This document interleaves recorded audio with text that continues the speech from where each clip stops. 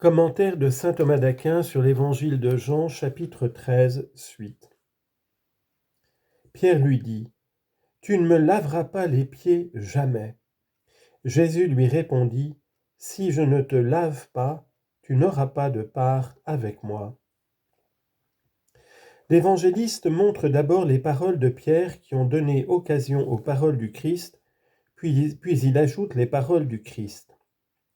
Pierre dit donc tout d'abord : « Tu ne me laveras pas les pieds jamais », comme s'il disait : « Loin de moi de supporter cela du Maître, mon Seigneur et mon Dieu. » Confère Jean chapitre 20, verset 28. Et bien que Pierre fît cela avec zèle, son zèle était cependant sans discernement et désordonné. Citation : « Ils ont le zèle de Dieu, mais non selon la science. » Romains chapitre 10, verset 2. Et ce zèle était désordonné pour trois raisons. Parce qu'il refuse ce qui était utile et nécessaire, car comme le dit l'Épître aux Romains, nous ne savons pas ce qu'il convient de demander dans nos prières. Chapitre 8, verset 26. Et c'est pourquoi nous refusons sans discernement de recevoir ce que Dieu nous accorde largement, mais qui nous semble contraire, comme Paul qui demandait qu'on lui enlevât une écharde qui lui était cependant utile. 2 Corinthiens chapitre 12 versets 7 et 8. De même, parce qu'il semble faire preuve d'une certaine irrévérence à l'égard du Christ en voulant briser son ordre. De même encore, parce qu'il semble tendre à se dissocier ses compagnons, étant donné que ce que les autres, selon Origène, avaient reçu du Christ sans contradiction, lui refusait de le recevoir en disant : « Tu ne me laveras pas les pieds jamais. » Et c'est pourquoi le Seigneur le reprend en disant : « Si je ne te lave pas, tu n'auras pas de part avec moi. » Et cela peut se rapporter à deux choses, c'est-à-dire à l'action que le Christ accomplissait et à sa signification. Si cela se rapporte à la signification, alors ce qui est dit est clair. En effet, nul ne peut devenir participant de l'héritage éternel et co-héritier du Christ sans être purifié spirituellement, puisqu'il est dit dans l'Apocalypse : « Rien de souillé ne pénétrera en elle. » Chapitre 21, verset 27. Et dans le psaume : « Seigneur, qui habitera sous ta tente ?» Psaume 14, versets 1 et 2. Le psalmiste répond en ajoutant : « Celui qui a les mains innocentes et le cœur pur. » C'est donc comme s'il disait : « Si je ne te lave pas, tu ne seras pas pur, et si tu n'es pas pur, tu n'auras pas de part avec moi. » Mais si cela se rapporte à ce que le Christ fait, alors on peut se demander si cette ablution est nécessaire au salut. À cela, il faut répondre que, de même que certaines choses sont interdites parce qu'elles sont mauvaises, et que d'autres sont mauvaises parce qu'elles sont interdites, de même certaines sont commandées parce qu'elles sont nécessaires, et d'autres sont nécessaires parce qu'elles sont commandées. Donc cet acte d'ablution, au sujet duquel le Seigneur dit « Si je ne te lave pas, tu n'auras pas de part avec moi », considéré en lui-même n'est pas nécessaire au salut, mais parce qu'il est commandé par le Christ, cet acte est alors nécessaire.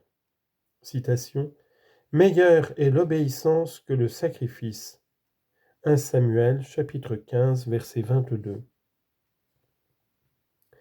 Simon-Pierre lui répond, versets 9 et 10. « Seigneur, non seulement mes pieds, mais encore les mains et la tête. » Jésus lui dit : « Celui qui s'est baigné n'a besoin que de se laver les pieds, il est pur tout entier. Vous aussi, vous êtes purs, mais non pas tous. » Ici, l'évangéliste montre que cet exemple convient. Il cite d'abord les paroles de Pierre, puis la réponse du Christ. Dans les paroles de Pierre se révèle son amour très fervent envers le Christ. Car plus haut, quand le Seigneur lui avait dit « Ce que moi je fais, tu ne le sais pas à présent », il lui avait fait comprendre que cet acte serait utile. Cependant, Pierre, ayant négligé l'utilité de ce geste, ne pouvait pas être amené à recevoir le lavement des pieds. Mais quand le Seigneur le menaça de se trouver séparé de lui en disant « Tu n'auras pas de part avec moi », il s'offrit pour recevoir non seulement cette ablution, mais d'autres encore, en disant « Seigneur, non seulement mes pieds, mais encore les mains et la tête. » Dans cette réponse, en effet, effrayé, il s'offre tout entier pour être lavé, troublé par l'amour et la crainte. Comme on le lit dans l'itinéraire de Clément, Pierre était si sensible à la présence corporelle du Christ, présence qu'il avait aimée avec une très grande ferveur, qu'après l'ascension du Christ, lorsqu'il se souvenait de sa présence très douce et de sa manière si sainte de vivre, il se répandait tout entier en larmes, si bien que ses joues semblaient enflammées. Il faut savoir que dans l'homme il y a trois choses: la tête qui est le sommet, les pieds qui se trouvent en bas, les mains qui sont au milieu. Et de même, à l'intérieur de l'homme, à savoir dans l'âme, il y a la tête, c'est-à-dire la raison supérieure par laquelle l'âme est fixée en Dieu. La tête de la femme, c'est l'homme, 1 Corinthiens 11.3, c'est-à-dire la raison supérieure. Les mains, c'est-à-dire la raison inférieure qui vaque aux œuvres actives, et les pieds qui sont la sensibilité. Mais le Seigneur savait ses disciples purs quant à la tête, parce qu'ils étaient unis à Dieu par la foi et la charité, et quant aux mains, parce que leurs œuvres étaient saintes. Mais quant aux pieds, ils avaient quelques affections pour les choses terrestres qui provenaient de leur sensibilité. Pierre, craignant la menace du Christ, consentit non seulement à l'ablution des pieds, mais aussi des mains et de la tête en disant « Seigneur, non seulement mes pieds, mais encore les mains et la tête », comme s'il disait « Je ne sais pas si j'ai besoin de l'ablution des mains et de la tête. » Citation. À la vérité, ma conscience ne me reproche rien, mais je n'en suis pas justifié pour autant. 1 Corinthiens chapitre 4, verset 4. Et c'est pourquoi je suis prêt à laver non seulement mes pieds, c'est-à-dire les affections inférieures. Citation. J'ai lavé mes pieds. Cantique des Cantiques 5, 3. Mais encore les mains, c'est-à-dire les œuvres. Citation. Je laverai mes mains parmi les innocents. Psaume 25, verset 6. Et la tête, c'est-à-dire la raison supérieure. Citation. Lave ton visage. Matthieu, chapitre 6, verset 17. Verset 10. Jésus lui dit, « Celui qui s'est baigné n'a besoin que de se laver les pieds. Il est pur tout entier. Vous aussi, vous êtes purs, mais non pas tous. » La réponse du Seigneur est ensuite exposée. D'abord, il donne un exemple général, enfin il l'adapte à son propos. Enfin, l'évangéliste explique les paroles du Christ. Le Seigneur dit donc d'abord, « Celui qui s'est baigné n'a besoin que de se laver les pieds, il est pur tout entier. » Sous-entendu, excepté les pieds par lesquels il touche la terre. Par cela, il est donné à entendre que les apôtres avaient déjà été baptisés. Il dit en effet, « Celui qui s'est baigné n'a besoin que de se laver les pieds. » Et plus tard il ajoute, « Vous aussi vous êtes tous purs, parce qu'ils avaient été baptisés. » Certains disent qu'ils avaient été baptisés seulement du baptême de Jean. Mais cela ne semble pas vrai, parce qu'ainsi ils n'auraient pas été lavés, car le baptême de Jean ne purifiait pas intérieurement de la faute. Et c'est pourquoi il faut dire qu'ils avaient été baptisés du baptême du Christ, selon saint Augustin. Et si tu objectes que le Christ ne baptisait pas, mais ses disciples, comme on le dit plus haut, Jean 4, 2, je dis qu'il ne baptisait pas les foules, mais ses disciples, eux, qui lui étaient intimes et familiers, il les a baptisés. Mais puisque le baptême enlève même la saleté des pieds, il semble que celui qui a été lavé, c'est-à-dire baptisé, n'a pas besoin de se laver les pieds. À cela, il faut répondre que si, aussitôt après leur baptême, ils sortaient de ce monde, ils n'auraient de toute façon pas besoin de cette ablution, parce qu'étant purs tout entier, ils s'envoleraient aussitôt.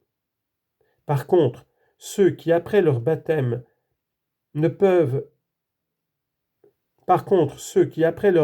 vivent dans cette vie mortelle ne peuvent s'élever à un si grand sommet de perfection sans que surgissent encore des mouvements désordonnés de la sensibilité liés à des affections terrestres.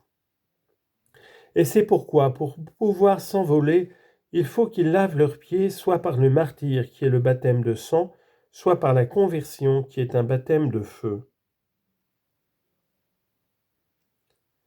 Le Seigneur adapte ensuite l'exemple général à son propos. Mais s'ils étaient purs, pourquoi le Seigneur les lavait-il à nouveau ? À cela, Augustin répond qu'ils étaient purs quant aux mains et à la tête, mais qu'ils manquaient de pureté quant aux pieds.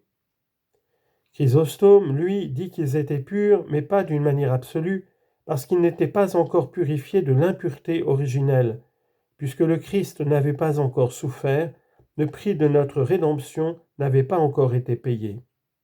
Mais ils étaient purs relativement, à savoir purs des erreurs des Juifs. Origène dit qu'ils étaient purs, mais qu'il fallait encore une purification plus grande, parce que la raison doit toujours chercher à égaler les meilleurs charismes, toujours s'élever jusqu'aux plus hautes vertus et s'efforcer de resplendir de l'éclat de la justice. Citation. Celui qui est saint, qui se sanctifie encore. Apocalypse 22, 11. Mais non pas tous, parce que l'un d'eux avait à la fois la tête et les mains impures. Verset 11. Il savait en effet qui donc était celui qui le livrerait, c'est pourquoi il dit « Vous n'êtes pas tous purs ». C'est pourquoi l'évangéliste poursuit en expliquant les paroles du Seigneur. Autrement dit, il dit « Vous n'êtes pas tous purs », c'est parce qu'il connaissait l'impureté de Judas le traître. En effet, deux choses purifient l'homme, l'aumône et la miséricorde envers les pauvres. Citation. Faites l'aumône, et voici que tout sera pur pour vous. Luc 11, 41. Et l'amour de Dieu, citation, ses nombreux péchés lui ont été remis parce qu'elle a beaucoup aimé. Luc 7, 47. Et encore, la charité couvre toutes les fautes. Proverbe 10, 12. Or ces deux choses manquaient à Judas. La miséricorde, certes, parce qu'il était voleur, et qu'ayant la bourse, il dérobait les aumônes des pauvres, et de même l'amour envers le Christ, parce que déjà le diable avait jeté dans son cœur l'intention de le livrer au chef des prêtres pour qu'il le crucifie.